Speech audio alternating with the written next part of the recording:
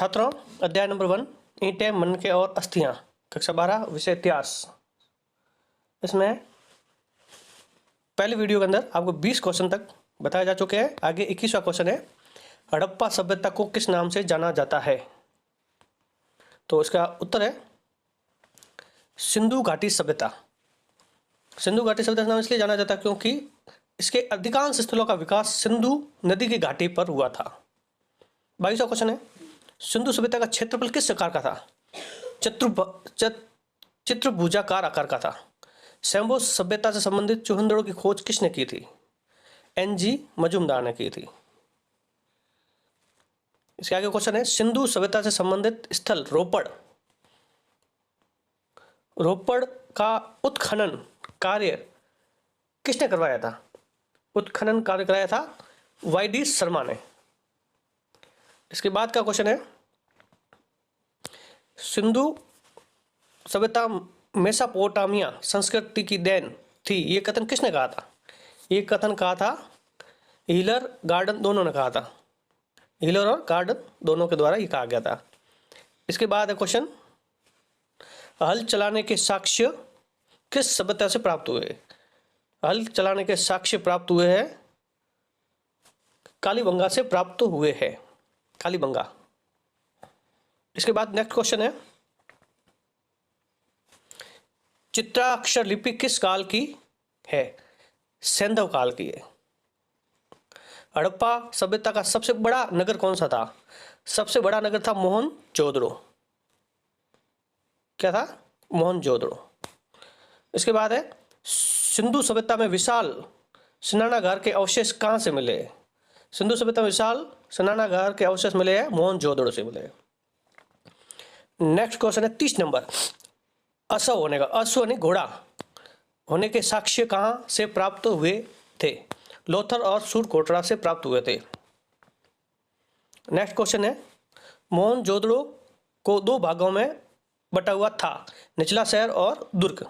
ये दोनों एक दूसरे से किस प्रकार भिन्न है, इसके बारे में थोड़ा टेबल में समझाया गया है। सबसे पहले हमें ध्यान रखना है कि मोहनजोदड़ो के पूर्वी भाग में निचला शहर था और पश्चिम भाग में दुर्ग स्थित था।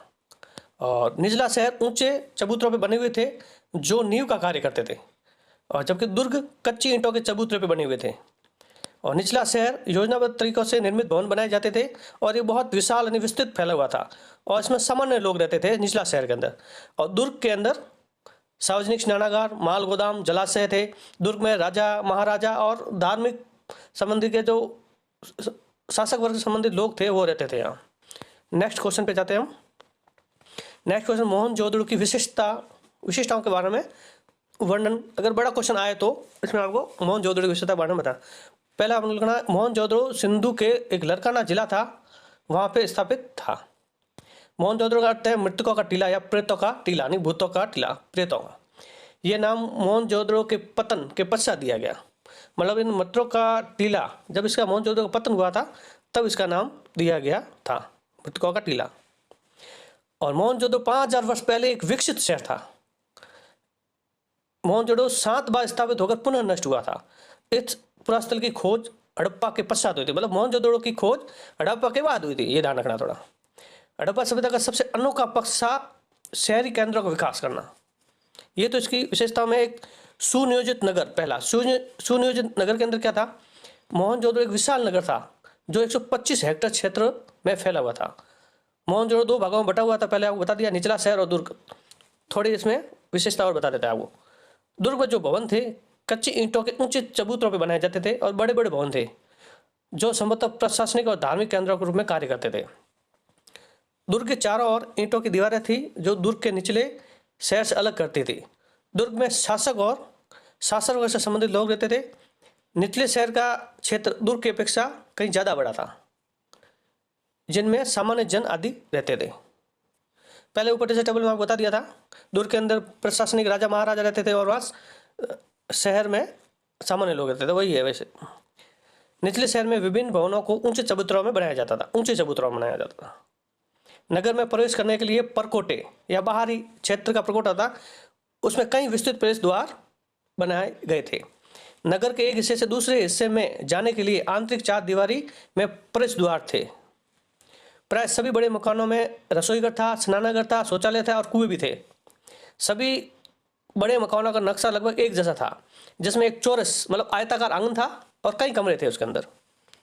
घरों के दरवाजे और खिड़कियां सड़क की ओर नहीं खुलती थी।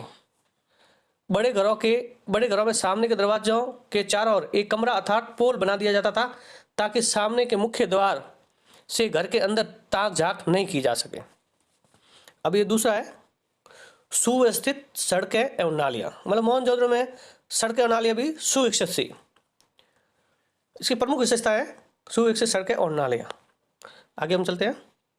सड़कें पूर्व से पश्चिम और उत्तर से दक्षिण की ओर बिछी हुई थी और नगर को अनेक खंडों में बांटी जाती थी। सड़कों का निर्माण इस तरह किया जाता था कि हवा से ही उनकी सफाई ऑटोमेटिक हो जाती थी।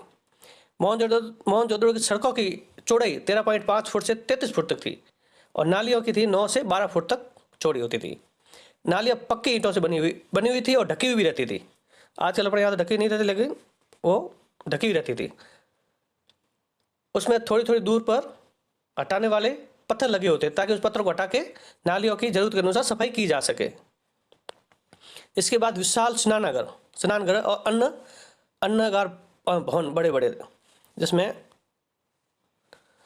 सबसे पहला पॉइंट है इसका मोहनजोदड़ो का सबसे मुख्य सार्वजनिक भवन स्नानागार है। इसका जलाशय दुर्ग के टीले पर था। मतलब ये स्नानागार में जो पानी आता था, दुर्ग के ऊपर टीला था, वहाँ पे उसको जलाशय बनाया जाता ताकि उसका पानी स्नानागार में आ सके। ये स्नानागार ये उच्च कोटि की पक्की ईंटों से बना स्थापित कला का एक सुंदर उदाहरण है। मोहनजोदड़ो की एक मुख्य विशेषता दुर्ग में मिलने वाला विशाल अन्नागार मतलब अन्न रखने का स्थान। इसमें ईंटों से बने हुए 27 खंड ब्लॉक होते थे, जिसमें प्रकाश के लिए आड़े तिरछे रोशनदान बने हुए थे। अन्न भंडार के दक्षिण में ईंटों के चबूतरों की कई कतारें थी। इन चबूतरों में एक चबूतरे के मध्य भाग में एक बड़ी ओखली का बड़ा निशान मिला है। ओखली मतलब आज अन्न को कूटते हैं, धान को कूटते हैं, वो ओखली कहते हैं उसे। नेक्स्ट, मोहनजोदड़ो के दुर्ग में विशाल स्नानागार की तरफ एक लंबा भवन 280 × 78 फुट का मिला है। इतिहासकारों को मतलब यह भवन किसी बड़े उच्च अधिकारियों का निवास स्थान रहा होगा। महत्वपूर्ण भवनों में ये एक सभा कक्ष भी था। कुशल एवं व्यवस्थित नागरिक प्रबंधन। मोहनजोदड़ो का नागरिक प्रबंधन अत्यधिक कुशल और व्यवस्थित था। इस प्रकार ये अध्याय 1 के क्वेश्चन है जो बताया है।